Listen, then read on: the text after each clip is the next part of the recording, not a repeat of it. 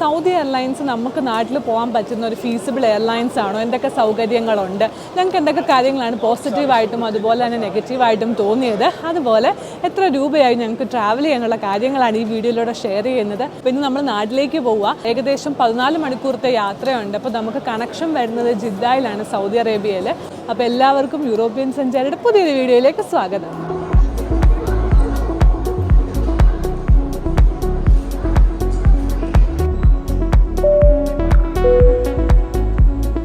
Saudi എയർലൈൻസിൽ economy ക്ലാസ്സിൽ ഒരാൾക്ക് 23 kilo check in baggage ആയിട്ടും അതുപോലെ 7 കിലോ ക്യാബിൻ ബാഗേജ് ആയിട്ട് കൊണ്ടുപോകാം. ആദ്യം തന്നെ ഞങ്ങൾ ചെക്ക് ഇൻ ചെയ്ത് ബാഗൊക്കെ വിട്ട് ഫ്രീ ആയി. എയർപോർട്ടിൽ ചെക്ക് ഇൻ ചെയ്ത സമയത്ത് അവർ പ്രധാനമായിട്ട് ഞങ്ങളോട് ചോദിച്ചത് പാസ്പോർട്ട്, ഓഫ് കോഴ്സ്, പിന്നെ നമ്മുടെ കോവിഡ് സർട്ടിഫിക്കറ്റ്, അതായത് നമ്മൾ വാക്സിനേഷൻ എടുത്ത സർട്ടിഫിക്കറ്റ്, പിന്നെ അതുപോലെ തന്നെ എയർ സുവിധയുടെ കൺഫർമേഷൻ ഉണ്ടോ എന്നുള്ള കാര്യങ്ങളാണ്. ഇനി വാക്സിനേഷൻ നമ്മൾ എടുത്തിട്ടുണ്ടെങ്കിൽ നമ്മൾ സർട്ടിഫിക്കറ്റ് കാണിക്കണം. അതല്ല എങ്കിൽ 72 മണിക്കൂർ വാലിഡിറ്റി ഉള്ള നമ്മുടെ PCR ടെസ്റ്റ് നെഗറ്റീവ് ആണ് എന്നുള്ള റിസൾട്ട് വേണം നമ്മൾ കാണിക്കാനായിട്ട്.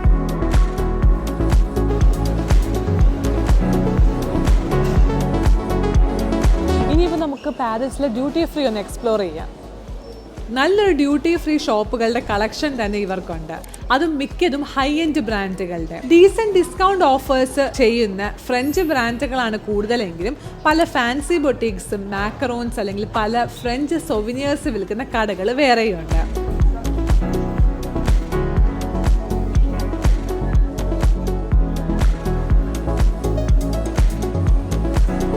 ഉച്ചയ്ക്ക് ഞങ്ങൾ കാര്യമായിട്ട് അങ്ങനെ ഫുഡൊന്നും കഴിച്ചില്ല. രാവിലെ എഴുന്നേറ്റ് എയർപോർട്ടിലേക്ക് വന്നതായതുകൊണ്ട് തന്നെ ഞങ്ങൾ ഈ ഡ്യൂട്ടി ഫ്രീ ഒക്കെ എക്സ്പ്ലോർ ചെയ്ത് കഴിഞ്ഞപ്പോഴത്തേനും വിശന്നു തുടങ്ങി. ഇവിടെ കയറി ഒരു കാപ്പിയെല്ലാം കുടിച്ച് കഴിഞ്ഞപ്പോഴത്തേക്കും ഫ്ലൈറ്റിലേക്ക് ബോർഡ് ചെയ്യാനായിട്ട് സമയമായി.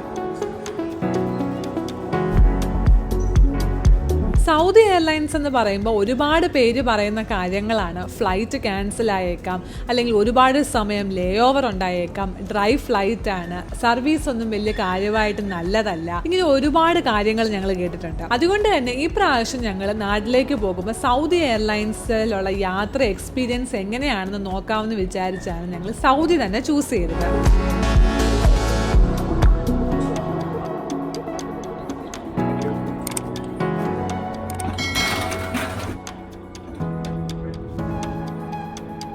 അങ്ങനെ ഞങ്ങൾ ഫ്ലൈറ്റിലേക്ക് ബോർഡ് ചെയ്തു. സൗദി എയർലൈൻസിന്റെ ബോയിങ് 787-9 ഡ്രീംലൈനർ വിമാനത്തിലാണ് ഇനി നമ്മുടെ യാത്ര. അടുത്ത സ്റ്റോപ്പ് ഓവറായ ജദ്ദ എയർപോർട്ടിലേക്ക്.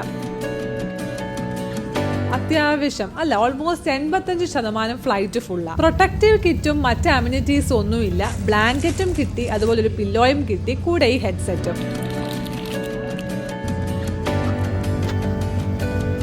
നല്ല ലെഗ് സ്പേസ് ഉള്ള സീറ്റാണ്. കാരണം സീറ്റിന് ഇച്ചിരി നീളം ഉള്ളത് കൊണ്ട് കാലൊക്കെ വെക്കാൻ പറ്റിയെന്നാണ് പറഞ്ഞത്. അതുപോലെ സീറ്റിന്റെ വിഡ്ത്ത് എന്ന് പറയുന്നത് ഏകദേശം 16.5 ഇഞ്ചും പിച്ച് ഏകദേശം 32 ഇഞ്ചും ഉണ്ട്. 2 അയലുണ്ട്. അതിൽ 3+3+3 കോൺഫിഗറേഷൻ ആണ് സീറ്റുകളുടെ അറേഞ്ച്മെന്റ്. എക്കോണമി ക്ലാസ് ആണെങ്കിലും വൈഫൈ സർവീസസ് ഉണ്ട്. പിന്നെ ഓരോ സീറ്റിലും USB പോർട്ടും പവർ പ്ലഗ് ഫെസിലിറ്റീസും ഉണ്ട്.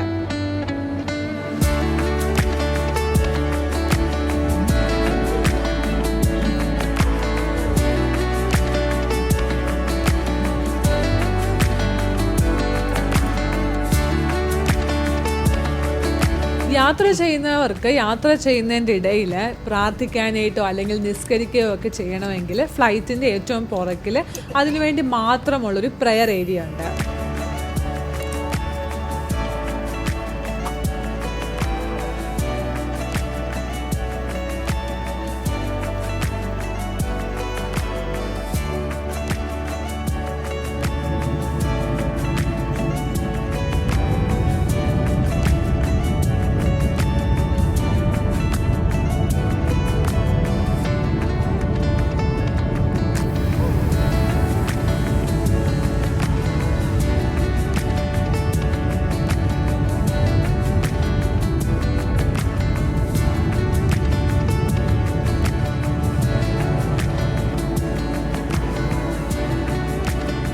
എൻ്റർടൈൻമെൻറ്റ് സർവീസസിനെ കുറിച്ച് പറയുവാണെങ്കിൽ നമുക്ക് മോശം പറയാനില്ല, പക്ഷെ സെലക്ഷൻ കുറവാണ്. ഞങ്ങളാണെങ്കിൽ ഖത്തർ എയർവേസിലാണെങ്കിലും അല്ലെങ്കിൽ എമിറേറ്റ്സിലൊക്കെ യാത്ര ചെയ്തിട്ടുള്ളവരാണ്. അപ്പോൾ അതുകൊണ്ട് തന്നെ അത് വെച്ച് കമ്പയർ ചെയ്യുമ്പോഴത്തേന് സെലക്ഷൻ കുറച്ച് കുറവാണ് സൗദിയുടെ കേസിൽ. അങ്ങനെ ഞങ്ങൾ എന്റർടൈൻമെന്റ് സർവീസസ് ഒക്കെ എക്സ്പ്ലോർ ചെയ്യുന്ന സമയത്ത് ആദ്യം അവർ വെള്ളം ഒരു കുഞ്ഞു ബോട്ടിൽ എല്ലാവർക്കും കൊണ്ടു തന്നു. അതിന്റെ തൊട്ട് പുറകെ ഡ്രിങ്ക്സ് എന്ന് ഞാൻ പറയുമ്പോൾ ജ്യൂസ്, കോഫി, ചായ അതൊക്കെയാണ്. ആൽക്കഹോളിക് ഡ്രിങ്ക്സ് ഒന്നും സൗദി എയർലൈൻസിൽ സെർവ് ചെയ്യത്തില്ല. അതുകൊണ്ടാണ് ഇതിന് ഡ്രൈ ഫ്ലൈറ്റ് എന്നറിയപ്പെടുന്നത്. ഞങ്ങൾ അറബിക് കോഫി ടേസ്റ്റ് ചെയ്യാമെന്ന് വിചാരിച്ച് അതാണ് ഞങ്ങൾ ഡ്രിങ്ക്സ് ആയിട്ട് മേടിച്ചത്, കൂടെ ഡേറ്റ്സും. ഇത് ടേസ്റ്റ് ചെയ്തപ്പം ഞങ്ങൾക്ക് തോന്നിയത് ഇത് ശരിക്കും നമ്മുടെ ഒരു കാപ്പിയായിട്ട് നമുക്ക് ഇതിനെ കമ്പയർ ചെയ്യാനായിട്ട് പറ്റത്തില്ല. കാരണം ഇത് അത്ര സ്ട്രോങ് അല്ല, ഒരു കാപ്പി കുടിച്ച ഫീലും നമുക്ക് കിട്ടത്തില്ല. കൂടുതലായിട്ടും എടുത്തു നിൽക്കുന്നത് ഏലക്കയുടെയും അതുപോലെ കുങ്കുമപ്പൂവിന്റെയും ടേസ്റ്റാണ്.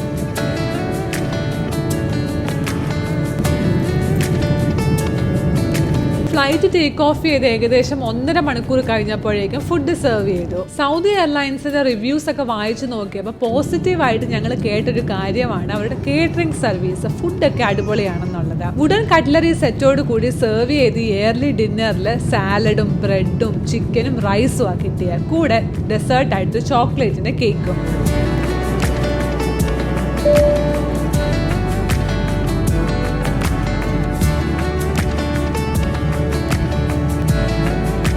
ക്രൂവിനെ പറ്റി പറയുവാണെങ്കിൽ നല്ല ഫ്രണ്ട്ലി ആയിട്ടുള്ള ആൾക്കാരാണ്. നമ്മളോട് വന്ന് സംസാരിക്കാനായിട്ടും അതുപോലെ വീഡിയോ എടുക്കുന്ന കാര്യങ്ങളെക്കുറിച്ച് ചോദിക്കുകയും വീഡിയോ എടുക്കാനുള്ള പെർമിഷൻ തരികയും അവരുടെ പെർമിഷനോട് കൂടി തന്നെയാണ് നമ്മൾ ഈ ഫ്ലൈറ്റ് യാത്രയും സർവീസസും ഈ ഗാലിയും എല്ലാം ഷൂട്ട് ചെയ്യുന്നത്.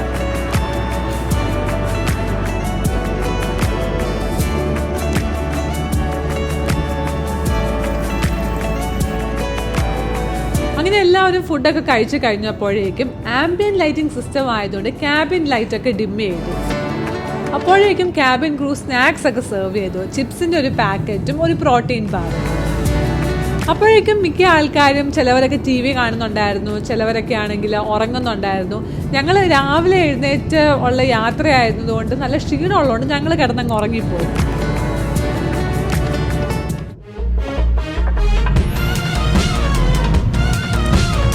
ഉറങ്ങി എഴുന്നേറ്റപ്പോഴേക്കും ജദ്ദ എത്താനായിട്ട് ഇനി 52 മിനിറ്റും കൂടെ ഉള്ളൂ. പിന്നെ നമ്മുടെ ഈ യാത്രയെ പറ്റി ഒരു എക്സ്പീരിയൻസ് അവരൊരു സർവേ പോലെ എടുക്കുന്നുണ്ടായിരുന്നു. അതൊക്കെ ചെയ്ത് കഴിഞ്ഞപ്പോഴേക്കും ഫ്ലൈറ്റ് ഡിസെൻഡിങ് സ്റ്റാർട്ട് ചെയ്തു. ജദ്ദ സമയം ഏകദേശം രാത്രി 10:52 ആയപ്പോഴാണ് ഞങ്ങൾ എയർപോർട്ടിൽ ലാൻഡ് ചെയ്തത്.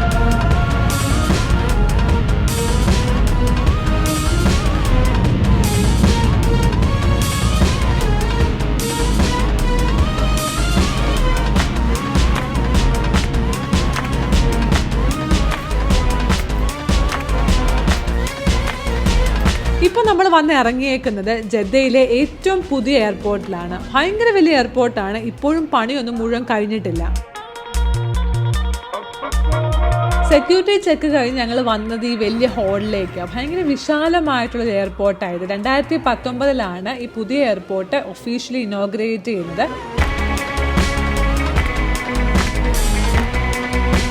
എല്ലാ ഫ്ലൈറ്റ് ഓപ്പറേഷൻസും ഇങ്ങോട്ട് മാറ്റാത്തത് കൊണ്ടായിരിക്കും തിരക്ക് വളരെ കുറവാണ്. ഞങ്ങൾക്കൊരു 3.25 മണിക്കൂറത്തെ ലേ ഓവർ ഉണ്ട് ഇവിടെ. അപ്പം നമ്മൾ ട്രാൻസിറ്റ് പാസഞ്ചേഴ്സ് ആയതുകൊണ്ട് നമുക്ക് സെക്യൂരിറ്റി ചെക്ക് മാത്രമേ ഉള്ളൂ. ഞങ്ങൾക്ക് ഓൾറെഡി ബോർഡിംഗ് പാസ് നമ്മൾ അവിടെ, അതായത് പാലസിൽ ചെക്ക് ഇൻ ചെയ്ത സമയത്ത് കിട്ടിയായിരുന്നു. അപ്പോൾ അതുകൊണ്ട് വേറെ ഫോർമാലിറ്റീസ് ഒന്നുമില്ല. ഈ മെയിൻ ഹാളിൽ വരുമ്പോൾ കാണാൻ ഇത് രണ്ടൊക്കെ ഡിവൈഡ് ചെയ്തേക്കുവാണ്. ഏറ്റവും താഴത്തെ ഫ്ലോർ എന്ന് പറയുന്നു ഓരോ മൂലയിലായിട്ടും അല്ലെങ്കിൽ ഇങ്ങനെ ഓരോരോ കോർണറിലായിട്ടും കുഞ്ഞു കുഞ്ഞ് ഡ്യൂട്ടി ഫ്രീ ഷോപ്സ് ഉണ്ട്. പക്ഷെ നമ്മൾ ഇച്ചിരി ഉള്ളിലേക്ക് പോയി കഴിഞ്ഞാൽ വലിയ വലിയ കടകളും നമുക്ക് കാണാം. പിന്നെ മേളിലത്തെ നിലയിലാണെങ്കിൽ റെസ്റ്റോറൻറ്റ്സും കഫേയൊക്കെ, അതിപ്പോൾ ഡോമിനോസ്, പിന്നെ അതുപോലെ തന്നെ KFCയുടെ ഒരു അറേബ്യൻ വേർഷനായ അൽബേഗ് എന്നിങ്ങനെയുള്ള കുറേ റെസ്റ്റോറൻറ്റ്സ് ഒക്കെ ഉണ്ട്. നമ്മളൊരു ട്രാൻസിറ്റ് പാസഞ്ചറായിട്ട് ഇവിടെ വന്നു കഴിഞ്ഞാൽ നമുക്ക് അത്യാവശ്യം വേണ്ട കാര്യങ്ങളെല്ലാം ഇവിടെ ഉണ്ട്. ഈവൻ ഇതൊരു പുതിയ എയർപോർട്ടാണെങ്കിൽ കൂടി.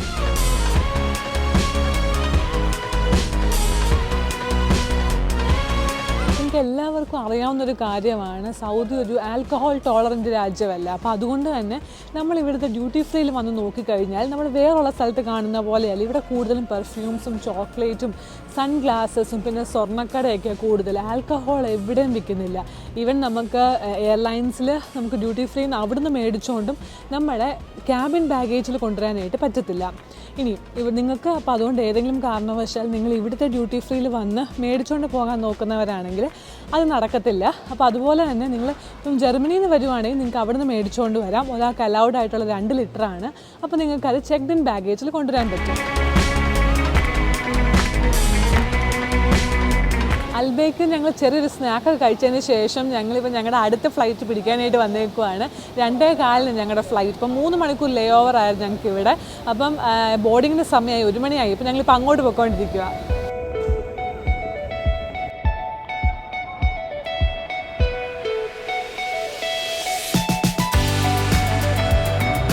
പാരീസിൽ നിന്ന് ഞങ്ങൾ വന്ന ഫ്ലൈറ്റ് വെച്ച് നോക്കുവാണെങ്കിൽ ഈ ഫ്ലൈറ്റ് അത്ര നല്ല ഫ്ലൈറ്റ് അല്ല, പുതിയ ഫ്ലൈറ്റ് അല്ല, കുറച്ച് പഴക്കമുണ്ട്. അതുകൊണ്ട് തന്നെ എല്ലാത്തിലും ആ ഒരു പഴക്കം എടുത്ത് കാണിക്കുന്നുമുണ്ട്.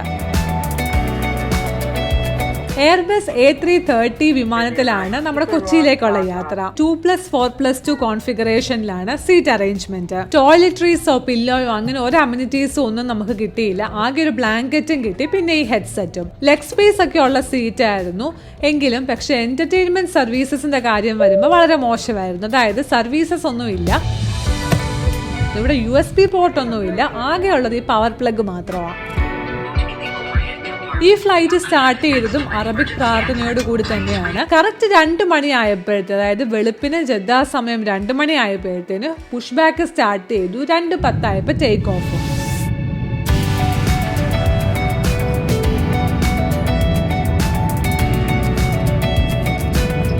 എന്റർടൈൻമെന്റ് സർവീസസ് ഒന്നും ഇല്ലാത്തത് കൊണ്ട് ഫുഡ് വരുന്നത് നോക്കിയിരിക്കാം എന്നതേ ഉള്ളൂ. പ്രത്യേകിച്ച് നമുക്കൊന്നും ഇവിടെ ചെയ്യാനായിട്ടില്ല. അങ്ങനെ ഇരുന്നപ്പോഴേക്കും ഫുഡ് സെർവ് ചെയ്തു. ഇവിടെ ഫുഡ് ഗ്രാൻഡ് ആയിരുന്നു. സാലഡും റൈസും ചിക്കനും പിന്നെ ഡെസേർട്ട് ആയിട്ടൊരു ചോക്ലേറ്റ് കേക്കും കിട്ടി. ഫുഡിന്റെ കൂടെ ഒരു ബോട്ടിൽ വെള്ളവും അതുപോലെ ഒരു പ്ലാസ്റ്റിക് കപ്പും അവർ സെർവ് ചെയ്തു. ഈ പ്ലാസ്റ്റിക് കപ്പിനകത്താണ് അവർ ഫുഡ് കഴിയുമ്പോഴത്തേന് കാപ്പി അല്ലെങ്കിൽ ചായ സെർവ് ചെയ്തത്.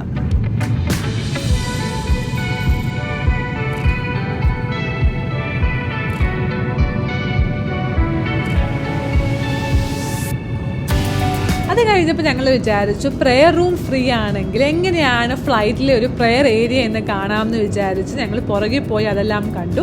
മെക്കയിലേക്കുള്ള ഡയറക്ഷൻ കാണിക്കുന്ന ഒരു സ്ക്രീൻ ഉണ്ട്. അതുപോലെ 10 പേർക്ക് ഒരേ സമയം പ്രാർത്ഥിക്കാൻ പറ്റുന്ന അത്രയും സ്പേസ് ആണ് ഈ ഒരു പ്രെയർ ഏരിയ എന്ന് പറയുന്നത്. അങ്ങനെ ക്യാബിൻ ലൈറ്റ് ഒക്കെ പതുക്കെ ഡിം ചെയ്തു. പിന്നെ എന്റർടൈൻമെന്റ് ഒന്നും ഇല്ലാത്തത് കൊണ്ട് ഉറങ്ങുക അല്ലാതെ വേറെ ഒരു പണിയും നമുക്ക് ഇവിടെ ചെയ്യാനായിട്ടില്ല. ഉറങ്ങി എഴുന്നേറ്റപ്പോഴേക്കും ഫ്ലൈറ്റ് ഡിസെൻഡിങ് സ്റ്റാർട്ട് ചെയ്തു. സൗദി എയർലൈൻസിൽ ഞങ്ങളുടെ യാത്രാനുഭവം ചോദിക്കുവാണെങ്കിൽ ഞങ്ങൾക്ക് പറയാനുള്ളത്, ഇപ്പോൾ നമ്മുടെ നാട്ടിലേക്കോ അല്ലെങ്കിൽ മിഡിൽ ഈസ്റ്റ് രാജ്യങ്ങളിലേക്ക് നമ്മളൊരു ബഡ്ജറ്റ് യാത്ര പ്ലാൻ ചെയ്യുവാണ്. നമുക്ക് ലക്ഷറിയും അതുപോലെ സർവീസസും കോംപ്രമൈസ് ചെയ്യാം. അതിന് കുഴപ്പമൊന്നും ഇല്ലെങ്കിൽ നമുക്ക് തീർച്ചയായിട്ടും ഈ എയർലൈൻ ചൂസ് ചെയ്യാം. അടുത്തൊരു കാര്യം പറയാനുള്ളത് ലഗേജിനെ പറ്റിയാണ്. ഇപ്പം ബേസിക് എക്കോണമി ഫെയറിൽ നമുക്ക് 23 കിലോ ചെക്ക് ഇൻ ബാഗേജ് ആയിട്ടും അതുപോലെ 7 കിലോ ക്യാബിൻ ബാഗേജും ആയിട്ട് കൊണ്ടുപോകാനായിട്ട് പറ്റത്തുള്ളൂ. കുറച്ചും കൂടെ കൂടുതൽ ലഗേജ് വേണമെങ്കിൽ മറ്റ് ടിക്കറ്റ് വേരിയൻസ് സെമി ഫ്ലെക്സോ അല്ലെങ്കിൽ ഫ്ലെക്സി ടിക്കറ്റ് ഒക്കെ നോക്കാം. അതിൽ നിങ്ങൾക്ക് ഏകദേശം 46 കിലോ വരെ ചെക്ക് ഇൻ ബാഗേജ് ആയിട്ടും അതുപോലെ ക്യാബിൻ ബാഗേജ് 7 കിലോയും കൊണ്ടുവരാം. അങ്ങനെ 14 മണിക്കൂറത്തെ നീണ്ട യാത്രയ്ക്കൊടുവിൽ നമ്മൾ നമ്മുടെ സ്വന്തം കൊച്ചിയിലെത്തി.